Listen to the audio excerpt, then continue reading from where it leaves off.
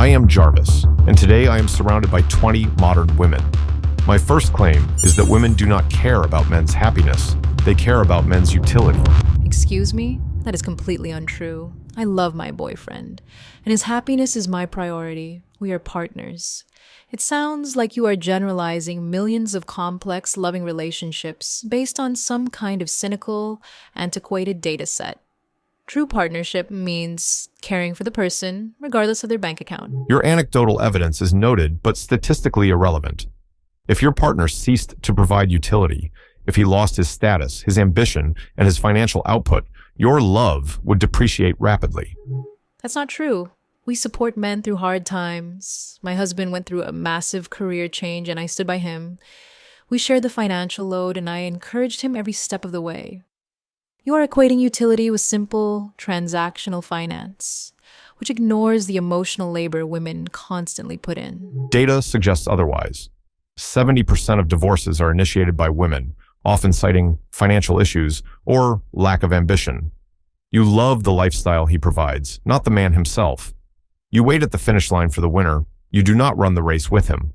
That divorce statistic is misleading. Women are evolving and demanding better partnerships. We seek emotional connection, not just a paycheck.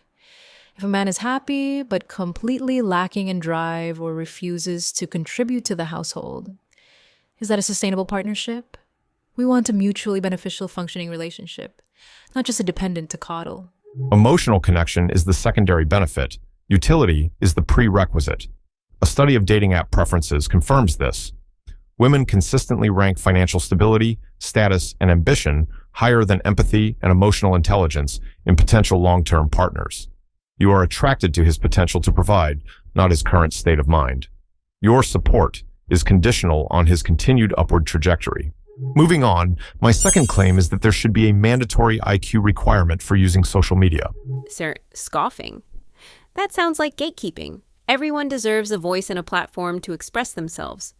Who gets to decide what the acceptable IQ level is? You're essentially suggesting a censorship system based on arbitrary metrics. Incorrect. Not every voice adds value. The algorithm feeds on your low impulse control. You spend an average of 4 hours a day scrolling through fabricated lifestyles, reposting misinformation, and engaging in comparison culture that destroys your mental health. It's how we connect. It's how we build community. It's a lifeline for people with niche interests or those who are socially isolated. You are focusing only on the negative consumption and completely ignoring the immense social, political, and educational benefits it offers. It is how you build anxiety. If we restricted access to individuals with an IQ over 115, the volume of makeup tutorials would decrease, but global productivity and mental stability would increase by 40%. You are not connecting, you are dissociating. Indignant. Social media is crucial for modern marketing and small businesses. You are trying to silence women entrepreneurs. My entire business is run through Instagram and TikTok. You can't just wipe out an entire economic sector because you disapprove of how some people spend their free time. That's a ridiculous oversimplification of a global communication network. I'm trying to filter out the noise. The vast majority of time spent is consumption, not production. It has been empirically shown that excessive social media use correlates with a 20% higher incidence of depressive symptoms in young adults. The platform monetizes your insecurity and attention deficit. Your community is a carefully curated echo chamber designed to keep your eyes locked on the screen, maximizing ad revenue for a corporation that does not care about your well-being. My third claim is that you actively choose corporate servitude over family. We choose careers because we want independence. We don't want to rely on a man. We want to be CEOs, not just mothers. A career is a form of self-actualization, not servitude. It allows us to be complete individuals with our own sense of accomplishment and economic security. Yet, you complain about being lonely. You are trading a husband who would die for you for a boss who views you as a row on a spreadsheet. You celebrate breaking the glass ceiling, only to find yourself alone in a penthouse at age 45 with a cat and a box of wine. Having a career is fulfilling. Kids aren't everything. A woman's worth is not solely defined by her reproductive function. Many women simply do not want children or want both a career and a family, but society makes it incredibly difficult to balance them. Biologically, your legacy is your lineage. Corporately, you are replaceable within 2 weeks of your resignation. You have been tricked into taxing your own labor to serve a GDP that does not love you back. We have the choice now. Why should a woman be forced to give up her ambitions for a family? This is the 21st century. The reason we feel lonely isn't because we have jobs, it's because societal structures haven't adapted to support dual career families or allow women to take time off without being penalized. We are trying to do it all, and the system is designed to make us fail. The choice has been reframed as an obligation. You have been culturally pressured to pursue an economically inefficient path, a high-powered career that peaks at the same age your reproductive clock expires. This results in the paradoxical outcome, a record number of successful women who are childless by choice or circumstance.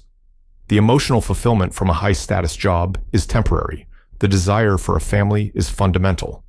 You have been sold a financially independent lie that results in emotional insolvency. This brings me to my final claim. A woman's life is statistically and socially easier than a man's life. Are you kidding? The wage gap, the patriarchy, walking alone at night. We have to fight for everything. You ignore the constant fear of sexual violence, the burden of disproportionate domestic labor, and the systemic barriers built into every industry. You live life on tutorial mode. Society places inherent value on your existence simply because you are. Men are only valued for what they can build, provide, or sacrifice.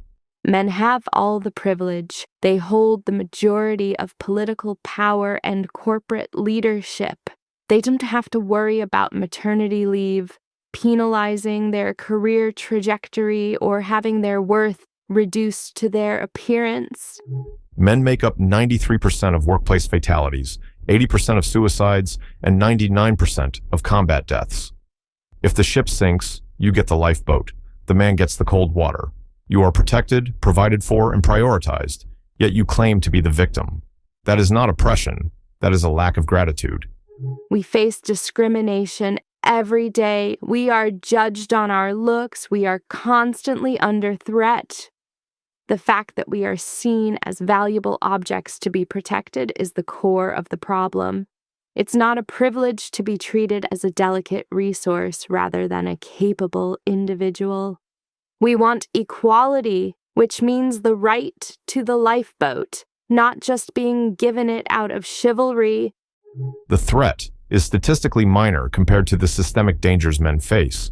While women are victims of sexual assault, men are victims of assault and homicide at overwhelmingly higher rates. Men are the disposable gender. Furthermore, societal beauty standards are your mechanism for accessing resources. A high degree of lookism ensures you can secure a high-utility partner with minimal effort. Your burden is to maintain currency. The man's burden is to create the entire economy. The legal and social system is fundamentally gynocentric. Your life is easier because society has determined your survival is more critical than a man's.